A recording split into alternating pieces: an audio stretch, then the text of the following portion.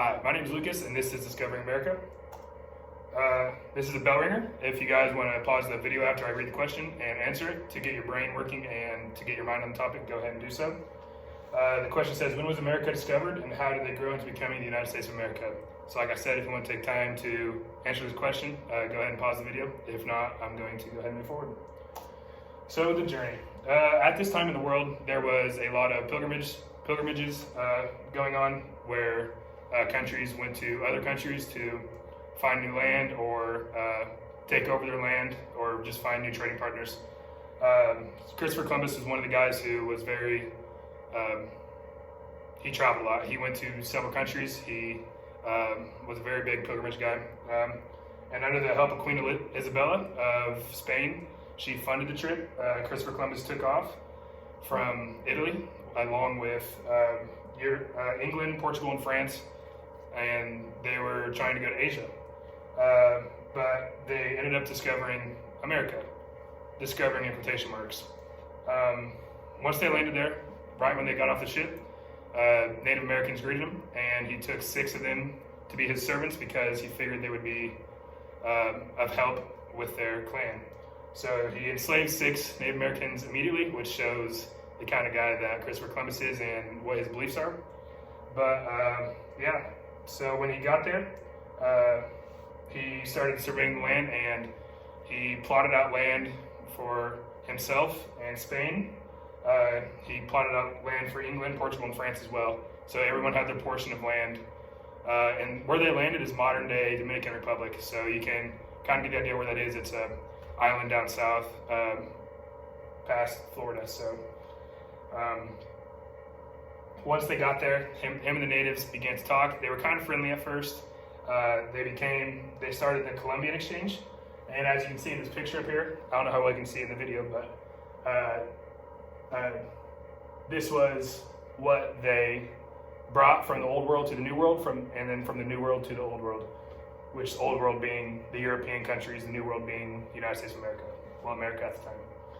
So domestic animals that the old world brought to the new is pigs, cattle, horses, sheep, goats, chicken, donkeys, and mules. As you can probably guess, that helped them out tremendously with their crops and their pilgrimages and their movement throughout the country. From the new world to old, they brought llamas, alpacas, and turkeys. Some food crops that the Europeans brought to America was wheat, barley, rice, soybeans, lettuce, and other vegetables, which is very nice for them because that gives them more variety of food. And then from new world to old, they brought maize, potatoes, maniac, peanuts, beans, squash, and tomatoes.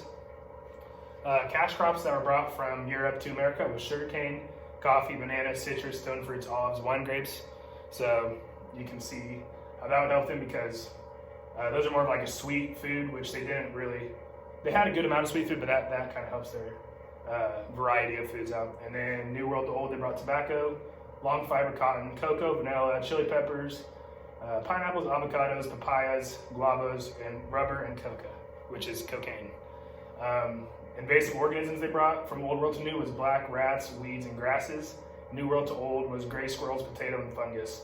Along with this beneficial Columbian Exchange, there was also a negative part to this Columbian Exchange, which that is diseases. Diseases brought from Europe to the American killed off a good portion of the natives that were already there.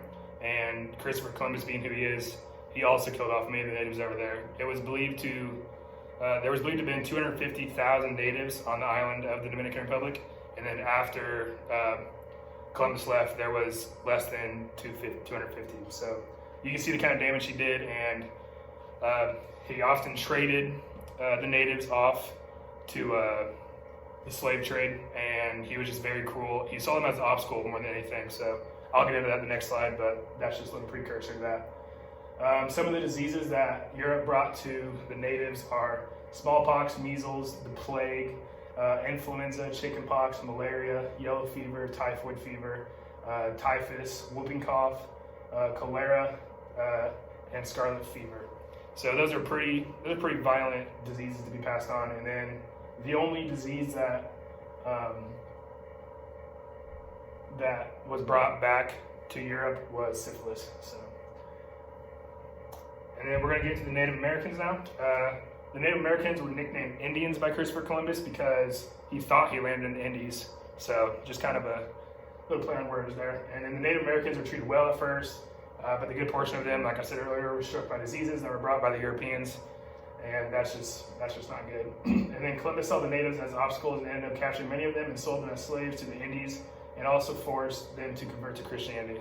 So Columbus basically had no intention on helping the natives. He saw them as an obstacle, as this says, and he didn't really care about their culture or their ideas. He just wanted to push the European ideas and culture onto them, which is kind of how the world worked at that time, with the Crusades not being too far before this, along with just constant battling throughout those countries because they're so close together. So I know it sucks to hear, but that's just kind of how the world was at the time. Everybody was kind of for themselves, and they tried to push their beliefs and everything onto other people. So that's just how the world was at the time. There's Native Americans, or Christopher Columbus recently has gotten a lot of scrutiny for what he did. There's a lot of backlash on Christopher Columbus Day, which is actually the day I'm recording this video, so it's ironic. But there's a lot of backlash on that because of how racist he was and how poorly he treated the natives that were already here. So we know how the saying goes, Christopher Columbus sailed the ocean blue in 1492. He didn't actually discover America. America was already discovered. He just made it to the industrialized, typical country that is in the world right now. And then this is the question you guys need to answer on your own to get your brains working and to just kind of like see where you guys are after the lecture. Why do you think European voyagers were so cruel to Native Americans and were so destructive towards their culture and ideas? If you guys want to answer that real quick, go ahead and pause the video. If not, I'm going to discuss this question. So like I said earlier, they were so cruel to Native Americans. That's just because that's just how they were. They were very big into slavery. They didn't like doing things on their own. If someone else could do it for them, they were going to do that.